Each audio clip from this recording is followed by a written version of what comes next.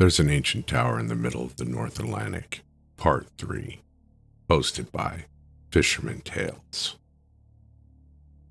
To descend a ladder into utter darkness, one must move in a tedious, measured manner. A single wrong step might have caused me to plunge deep into further blackness. I did not know what awaited me at the bottom. There was no way for me to find out exactly how much time had passed, but I could feel that it had been hours. My slow descent was reduced even further by soreness and fatigue. My body ached all over. There was an odor, a copper-like smell of blood mixed with rotting putridity. It had been present through my climb down the ladder. It gnawed at my head and made focusing difficult. The blood rained past me from above. How did they bleed so much? I heard the dripping of liquid joining more liquid. My body was nearly ready to give out when I felt my legs submerge into something warm and wet. Water would have been a welcome change, but I knew better. More blood. I hesitated a moment. I still lacked all visibility. I'd be treading blindly through blood. I peered up the ladder, but the manhole cover had been resealed hours ago.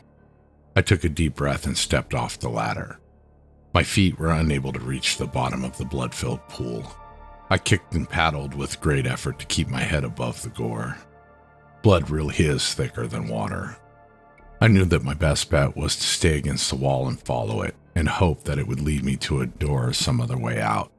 I pressed my hand against the slimy stone and swam. I hadn't gotten far when I saw a lantern suddenly flicker to life at the opposite end of the chamber. In its faint glow, I could see a wooden rowboat. The blood rippled as the oars were pushed and pulled, propelling the boat towards me. "Hello?" I called out. The boat continued in my direction. I was hesitant to find out who was steering, but what choice did I really have? The boat reached me and I could see a shadowy figure on board. He wore a dark, ragged cloak with a hood over his head. His face was concealed by shadows. He leaned towards me and extended his arm. "Take my hand," he said. His voice was aged, but still had some strength to it. I was slick with blood. I would not be easy to grip. I reluctantly did as he said, and to my surprise, he firmly grabbed a hold of my hand and hauled me out of the blood and into the boat. I was a crimson sheen under the glimmer of the lantern. The man grabbed the lantern and sat in front of me. He set the lantern down between us and lowered his hood. He had long, unwashed white hair and a long beard, similar to the man who had opened the door for me earlier. He was elderly, but not as gaunt as the other man. I could see that he was missing his right eye. "Thank you," I said. The old man nodded. "What is this tower?" I asked. "A prison, mostly. This chamber is my cell." "How long have you been here?" "I don't know." "Why are you here?" "I was captured." The old man smirked and grabbed a hold of the oars and began to slowly row us back to the side he came from. "Have you tried to escape?" The old man exhaled. "There's no use.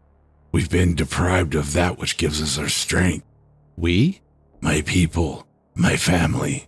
They are imprisoned here as well." I thought back to the 4 tortured souls above, their intestines pulled from their bodies and pouring blood from their amputated legs. "Are you aware of the cruelty that is taking place above?" The old man nodded. "This pool of blood is theirs." "How many people bled to fill the pool this deep?" The old man stopped rowing. We had reached the other side. "The 4 men you saw hanging have always been, ever since we've been here. They are mutilated and hung from chains, and when their bodies run dry, they are brought down and healed. Then the cycle repeats." "Healed by who? The 3 women?" The old man nodded. "Od, Valdandi, Skull. They shape destiny. That one of the 4 men above have become a circle of blood and agony." Those names sound Nordic. I suddenly remembered the symbols I'd seen on the surface of the tower. They had looked like Viking runes. The old man produced a weary smile. "Yes." He took hold of the lantern and rose to his feet. He stepped off the boat and onto a stone platform. He held out his hand for me to follow. Adjacent to the platform was another large wooden door. This one was solid, no keyhole. I'm not able to open this door, but you are, said the old man. Why me? He calls for you. What does he want? I don't know. Who is he? The prophet spoke of him as if he were the coming days of oblivion. We were ignorant to the truth, that he lives and breathes. I don't understand. You will. The old man motioned at the door. Place your hands upon the door and it will open. I did as he told me.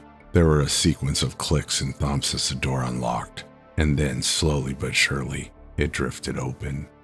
A breath of wind swept against me, and the whispering voice of the one who awaits again said, Come to me. I turned to the old man. The door is open. You can join me. The old man shook his head. I'm sorry. It's too much of a risk, but perhaps you can help us all. How? Find Indun. She holds the key. The key to what? To ending this.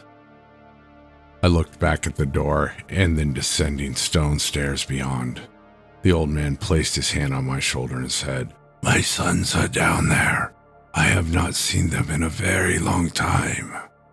What are their names? The old man removed his hand from my shoulder and was returning to the rowboat. I recognize you, he said. We've never met before. The old man took a seat in the boat and raised his hood back over his head. Another round of blood began to flow down the ladder into the pool. The dripping echoed off the chamber walls. The old man glanced towards the sound. He looked back at me and smiled. Not as you are, but as you were. The old man extinguished the lantern's flame, casting him behind a curtain of darkness. What does that mean? I asked. I could hear movement of the oars and the stirring of blood. I asked once more, but the old man did not respond. I stood at the doorway and peered down the long, winding stairwell. I could hear what sounded like a distant clang of a hammer striking metal, and towards it, I went. Thank you for taking this journey with me. If you like my content, please smash that like button. And if you like my content and want to hear more, go ahead and subscribe and leave a comment down below of what you'd like to hear next. And until next time, remember, when staring into the abyss is also staring into you. Good night.